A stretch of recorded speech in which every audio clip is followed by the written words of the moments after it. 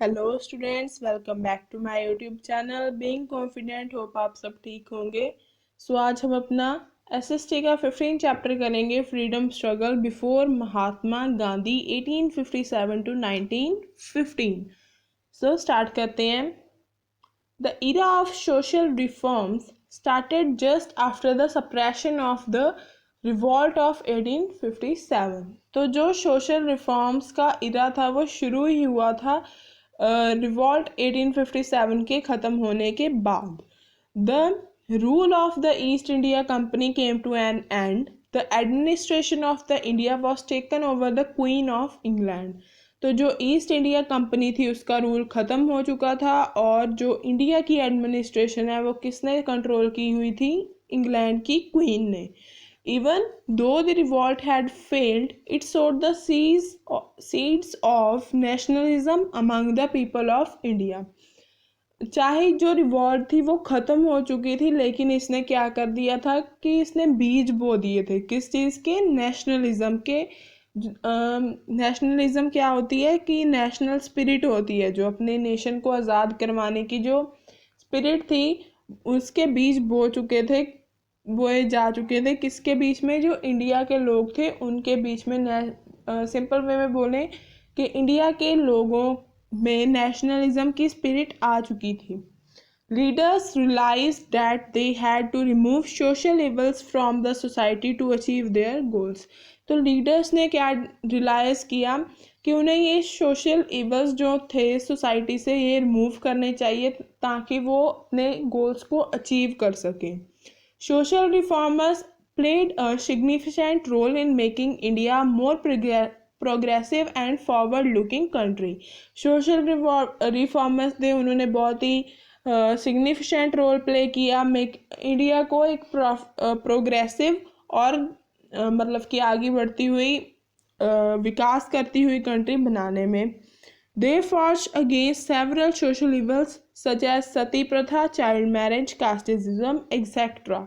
उन्होंने कई social evils के अगेंस्ट लड़ा, जैसे कि सती प्रथा थी, child marriage, casteism etcetera. Then social reformers Ram Mohan Roy जो थे उन्हें हम मेकर ऑफ मॉडर्न इंडिया भी बोलते हैं। वो एक बहुत ही ग्रेट स्कॉलर थे और एक इंडिपेंडेंट थिंकर थे, मतलब कि बहुत ही कॉन्फिडेंट थे। He was the founder of the Brahmo Samaj, one of the Indian social religious reform movements. मतलब कि वो किसके फाउंडर थे? ब्रह्मो समाज के फाउंडर थे, जो कि एक सोशल रिलीजियस रिफॉर्म मूवमेंट थी। He played a major role in abolishing the sati pratha. Sati प्रथा को अबॉलिश करने में उनका बहुत बड़ा रोल था। It was an old practice where a Hindu wife burned herself on the funeral pyre of her husband. It was due to his efforts the Lord William Bentinck enforced certain laws to abolish this evil practice। तो ये सती प्रथा जो थी, इसमें क्या था कि ये बहुत ही पुरानी प्रथा थी, जिसमें क्या था कि अगर कोई हिंदू की डेथ हो जाए और उसकी वाइफ जो थी, जब उसकी हस्बैंड की डेथ होती थी तो जो उसकी वाइफ थी उसे जिंदा जला दिया जाता था। It was due to his efforts that Lord William Bentinck enforced certain laws to abolish this evil practice। ये उनकी वजह से ही था, उनके एफर्ट्स की वजह से, कि जो लॉर्ड विलियम बेंटिक थे उन्होंने इस इवल प्रैक्टिस को अबॉलिश कर दिया था। स्वामी दयानंद सरस्वती जो थे एक बहुत ही one of the most radical social religious reformers in the history of India. ये बहुत ही सोशल रिलीजियस रिफॉर्मर थे हमारी इंडिया के इतिहास में। He was the founder of Arya Samaj. ये आर्य समाज के फाउंडर थे और propagated egalitarian approach of the Veds at the time when the casteism was prevalent in the society। तो इन्होंने क्या प्रोपगेट किया था? egalitarian, a belief that everyone is equal and should enjoy equal rights and opportunities। मतलब कि इन्होंने क्या propagate किया कि सभी जो हैं वो इक्वल हैं और सभी को जो इक्वली राइट्स और अपॉर्चुनिटीज़ मिलनी चाहिए। इन्होंने ये चीज़ प्रोपागेट की थी।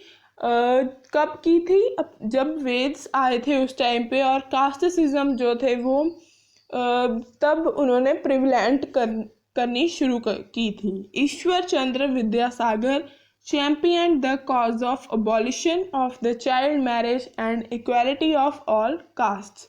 ईश्वर चंद्र विद्यासागर जो थे उन्होंने champion the cause of abolition of child marriage. उन्होंने क्या की थी? अबॉलिशन ऑफ चाइल्ड मैरिज की थी, ताकि और सभी कास्ट को इक्वल रखा था।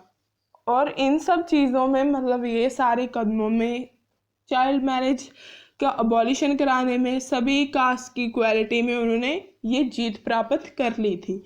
To prove his point, he also had meals with the people belonging to subordinate section of the society।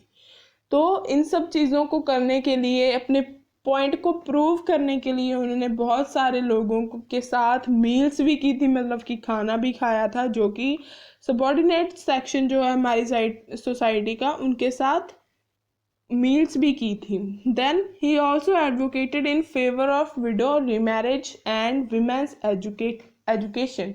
तो उन्होंने किसका फेवर भी लिया था? विडो रीमैरिज का भी और विमेंस एजुकेशन का भी। Along with them, there were a lot of other social reformers who struggled for the India's independence। उनके साथ साथ बहुत से दूसरे भी सोशल रिफॉर्मर्स हैं जिन्होंने इंडिया की इंडिपेंडेंस के लिए बहुत स्ट्रगल किया है।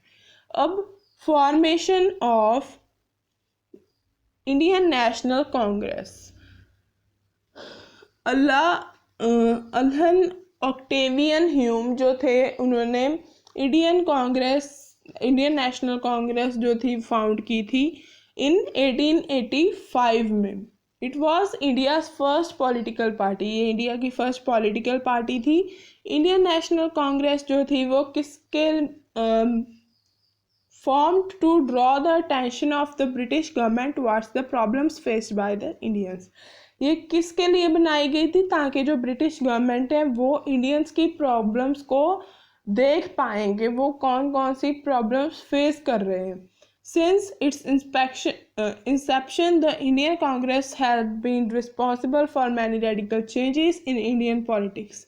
So इससे बहुत ही चेंजेस आ गए थे इंडियन पॉलिटिक्स में। People from different walks of the line of life joined it। जो लोग थे अलग अलग तरह के, मतलब अलग अलग जो काम करते थे, उन सभी ने ये ज्वाइन किया। Moderates and nationalists. INC जो थी वो दो ग्रुप्स में डिवाइड कर दी गई थी, मॉडरेट्स में और नेशनलिस्ट्स में। मॉडरेट्स जो थे वो कौन से थे? Moderates were those who aimed to solve the problems through discussions, meetings and repeated requests. Moderates वो थे जिनका एम क्या था कि वो प्रॉब्लम्स हैं वो डिस्कशंस के द्वारा, मीटिंग्स के द्वारा और रिपीटेड रिक्वेस्ट के द्वारा सॉल्व करें। और उनका क्या बिलीव था कि they believed in the British sense of justice. क्या विश्वास, किसमें विश्वास रखते थे? मैं ब्रिटिश सेंस ऑफ जस्टिस में। दादाभाई नौरोजी, सुरेंद्रनाथ बनर्जी एंड बदरुद्दीन तयाबजी जो थे वो इन सब ने मतलब किस में बिलीव किया? मॉडरेट अप्रोच में। कुछ मेंबर्स जो थे INC में वो मॉडरेट अप्रोच को नहीं अप्रूव करते थे और उन्हें क्या बोला जाता था? नेशनलिस्ट। लीडर जैसे कि लाला लाजपत राय, बाल गंगाधर तिलक और बिपिन चंद्र पाल, ये थे were very critical of the British.